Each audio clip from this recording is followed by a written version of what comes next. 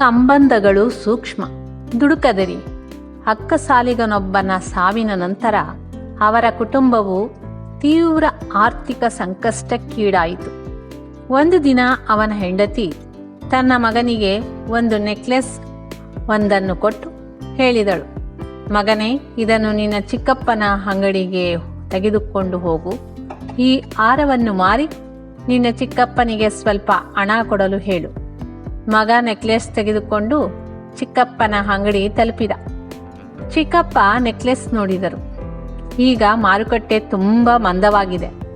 ಸ್ವಲ್ಪ ದಿನಗಳ ನಂತರ ಮಾರಿದರೆ ಒಳ್ಳೆಯ ಬೆಲೆ ಸಿಗುತ್ತದೆ ಎಂದು ಅಮ್ಮನಿಗೆ ಹೇಳು ಎನ್ನುತ್ತಾ ಸ್ವಲ್ಪ ಹಣವನ್ನು ಕೊಟ್ಟನು. ಮತ್ತು ದಿನಾಲು ಬಂದು ನನ್ನ ಜೊತೆಯಲ್ಲಿ ಅಂಗಡಿಯಲ್ಲಿ ಬಂದು ಕುಳಿತುಕೋ ಎಂದು ಹೇಳಿ ಕಳುಹಿಸಿದನು. ಮರುದಿನದಿಂದ ಆ ಹುಡುಗ ಪ್ರತಿದಿನ ಅಂಗಡಿಗೆ ಹೋಗತೊಡಗಿದ. ಅಲ್ಲಿ ವಜ್ರ ಮತ್ತು ರತ್ನಗಳನ್ನು ಪರೀಕ್ಷಿಸುವುದನ್ನು ಕಲಿಯತೊಡಗಿದ. ಬುದ್ಧಿವಂತನಾದ ಅವನು ಬಹು ಬೇಗನೆ ವಜ್ರಗಳ ಗುಣಮಟ್ಟವನ್ನು ಪರೀಕ್ಷಿಸುವಲ್ಲಿ ಪರಿಣಿತನಾದನು. ನಂತರದಲ್ಲಿ ಒಂದು ದಿನ ಚಿಕ್ಕಪ್ಪ ಹೇಳಿದರು, ಈಗ ಅಮ್ಮನ ಹಾರ ತೆಗೆದುಕೊಂಡು ಬಾ. ಈಗ ಮಾರುಕಟ್ಟೆ ಚೆನ್ನಾಗಿದೆ, ಒಳ್ಳೆಯ ಬೆಲೆ ಸಿಗುತ್ತದೆ ಎಂದು ಹೇಳಿದನು. ಯುವಕ ತನ್ನ ತಾಯಿಯಿಂದ ಹಾರವನ್ನು ಪಡೆದು ತಾನೇ ಪರೀಕ್ಷೆ ನಡೆಸಿದಾಗ ಅದು ನಕಲಿ ಎಂದು ತಿಳಿಯಿತು. ಚಿಕ್ಕಪ್ಪ ಅಷ್ಟು ದೊಡ್ಡ ಅನುಭವಿಯಾಗಿದ್ದರೂ ಈ ವಿಷಯವನ್ನು ಮೊದಲೇ ಏಕೆ ನನಗೆ ತಿಳಿಸಲಿಲ್ಲ ಎಂದು ಅವನು ಆಶ್ಚರ್ಯಪಟ್ಟನು. ಹಾರವನ್ನು ಮನೆಯಲ್ಲಿಯೇ ಇಟ್ಟು ಮತ್ತೆ ಅಂಗಡಿಗೆ ಬಂದನು. ಆಗ ಚಿಕ್ಕಪ್ಪನು ಹಾರವನ್ನು ತರಲಿಲ್ಲವೇ ಎಂದು ಕೇಳಿದನು.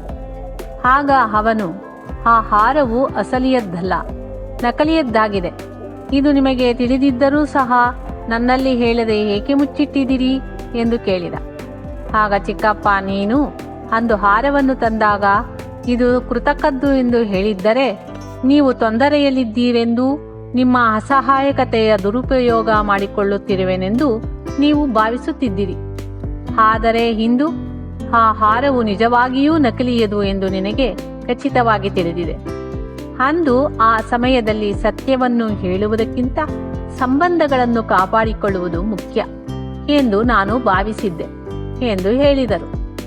ನಮ್ಮ ಸಂಬಂಧಗಳು ಒಂದು ಅದೃಶ್ಯ ದಾರದಿಂದ ಜೋಡಿಸಲ್ಪಟ್ಟಿವೆ ಮತ್ತು ಈ ಬಂಧಗಳು ಪ್ರೀತಿ, ನಂಬಿಕೆ ಮತ್ತು ವಿಶ್ವಾಸದಿಂದ ಸಂರಕ್ಷಿಸಲ್ಪಟ್ಟಿವೆ.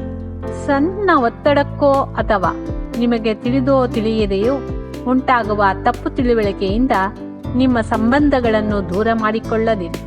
ಕೆಲವೊಮ್ಮೆ ಸಂಬಂಧಗಳ ಬೆಸೆಯುವಲ್ಲಿ ಜೀವಮಾನವೇ ಬೇಕಾಗಬಹುದು, ಆದರೆ ಅವುಗಳು ಹಾಳಾಗಲು ಕ್ಷಣ ಮಾತ್ರವೇ ಸಾಕು. ವೀಕ್ಷಕರೇ, ನನ್ನ ವಿಡಿಯೋ ನಿಮ್ಗೆ ಇಷ್ಟವಾಗಿದ್ದರೆ ಶೇರ್ ಮಾಡಿ, ಲೈಕ್ ಮಾಡಿ. ನನ್ನ ಮುಂದಿನ ವಿಡಿಯೋ ನೋಡಲು ದಯವಿಟ್ಟು ನನ್ನ ಚಾನಲ್ಗೆ ಸಬ್ಸ್ಕ್ರೈಬ್ ಆಗಿ. ಧನ್ಯವಾದಗಳು.